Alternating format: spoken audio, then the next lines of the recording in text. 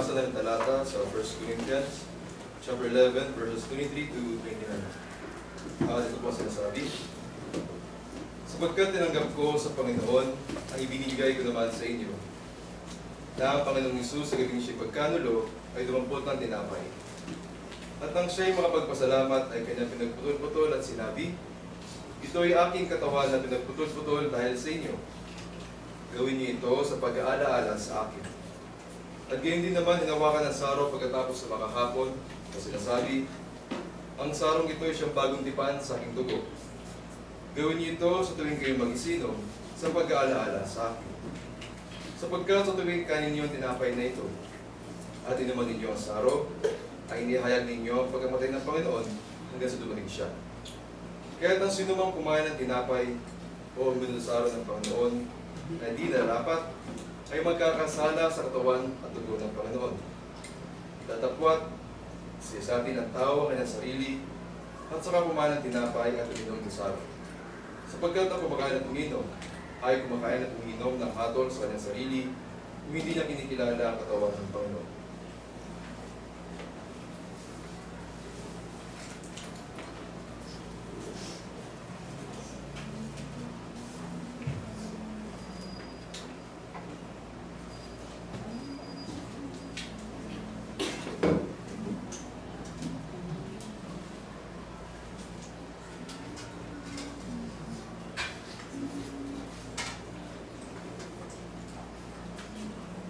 Tayo po lahat para mas naman.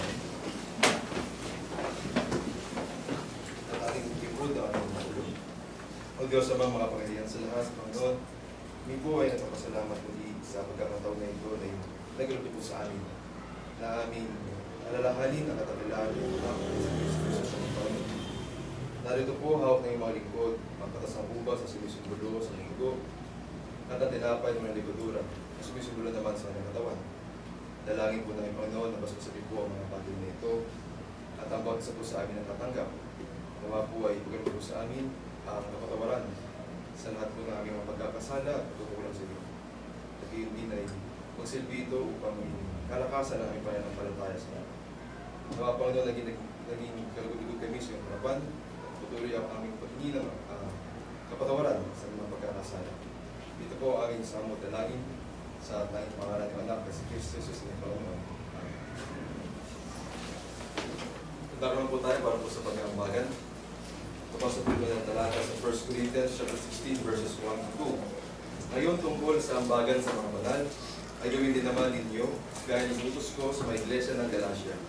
Tuwing unang araw ng Linggo, ang bawat isa sa inyo ay magbuod na magsimpan ayon sa kanyang inihawa, kung huwag na gumawa ng mga ambagan sa pagparihan ko. Tuwitin po natin ang page 68. Muna at kaapat na instansa lamang po.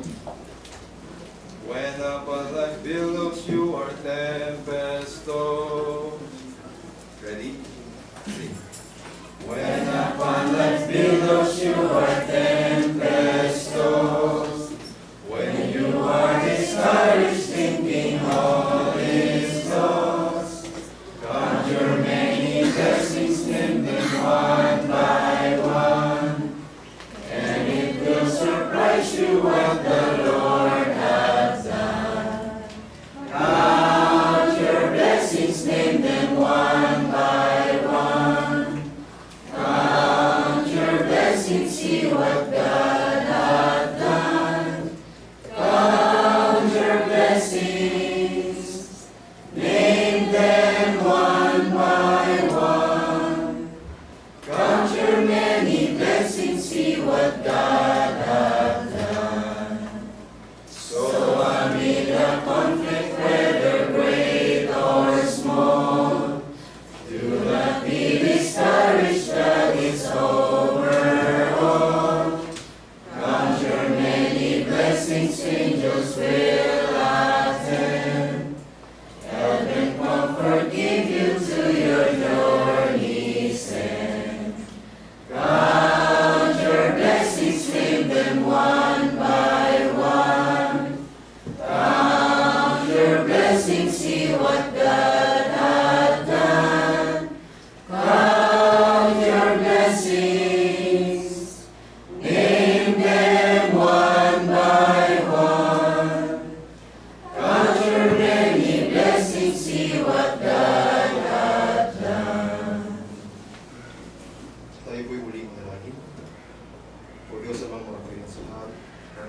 po kami ay tinataas ng mga piling ng madalang pusong pasalamat Panginoon sa pagpapala at biyaya na patuloy niyong ibinibigay sa bawat isa. Higit sa lahat po, nagpapasalamat po kami sa buhay at kalakasan na tinatagilid po namin sa mga oras na ito. Dalangin po namin Panginoon mga salampin na aming pinagpapagagan. Nawa po ay magamit ito sa pagpapalagana ng madalang salita at gayon din sa patuloy na pagpunlad ng bahay sa mga Panginoon. Dalangin din po namin ang magamit ito upang makatulong sa mga parin po namin na nangailangan sa pagpapalansya. Patuloy din po namin pinapanalangin Panginoon sa mga susunod na araw. Nawa po ang bawat isa po sa aming nagkabayan, ingatan, patuloy po kami sa namang karunaman at namang kapamakan sa may mga negosyo at trabaho ng Panginoon. Nawa po ay pagkaroon po sa amin ang sapat na pangangailangan sa mga pangpisikan ng mga tao Panginoon. At muli kami po ay madalangin na patuloy po ibigay po sa amin ang kapayapaan sa may mga puso at isipan. Sa mga bagay po na hindi man po masambit ang mga labi, ay patuloy po namin pinapasalamatan at pinadalangin sa tanging pangalan po ng anak na si Kristo Jesus na tagapagligtas at Panginoon ngayon at magpakailanman. Amen.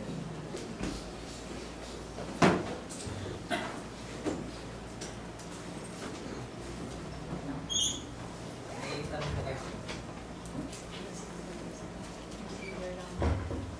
Messenger na lang. Balita po, nung Friday, ako pumunta ko sa Saturday.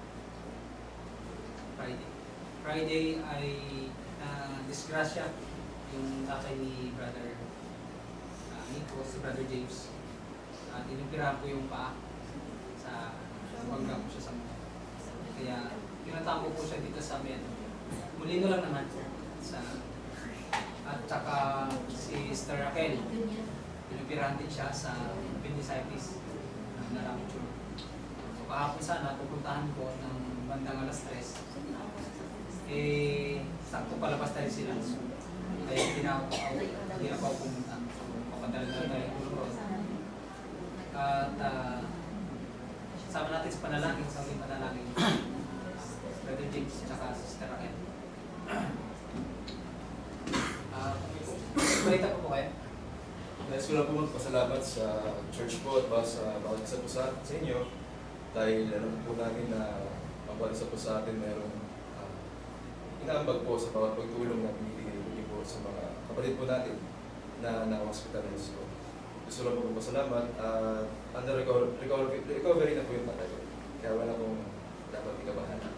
Maraming salamat po. Tsaka kay Brother Jason, papasalamat po sa effort na after work, nalalat pa po sa hospital para bisitahin po kami. Surprise din po at sobrang na-appreciate ko po brad. So, papasalamat po sa lahat, kaya hindi sa Panginoon. Bilang po. Wala na po ang balita. Kung wala na po ay... Sige. Ang balita ka ba? Magandang umaga sa inyo mga kapatid.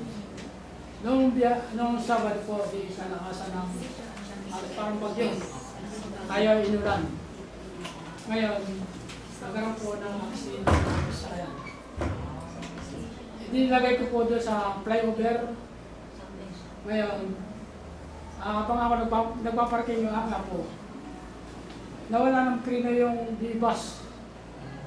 Nabangga niya ang likod. Nadurog yung likod. Ngayon, nagkaroon kami ng investigation sa pulis. Buti nga may dumating na pulis. At sa pulis kami naging investiga. Pero sinagot naman ng mga bangga. Mga 23 pa lang yata, 25 yung bata pa. Yung brother ni Dimas. Sinagot naman niya na kahapon nga pinadala ko na para ayusin yung likod. Kamusta po yung apo niyo? Kamusta po yung apo niyo? Okay naman sila, hindi. Likod lang naman ang nasaktan lang sila. Nabigla kasi. Sabi ko, mag-seatbelt kayo pagka nasa unahan. Dahil para hindi biglang. Ang bigla sa mga pangapot sa New Shield sa unahan. Malakas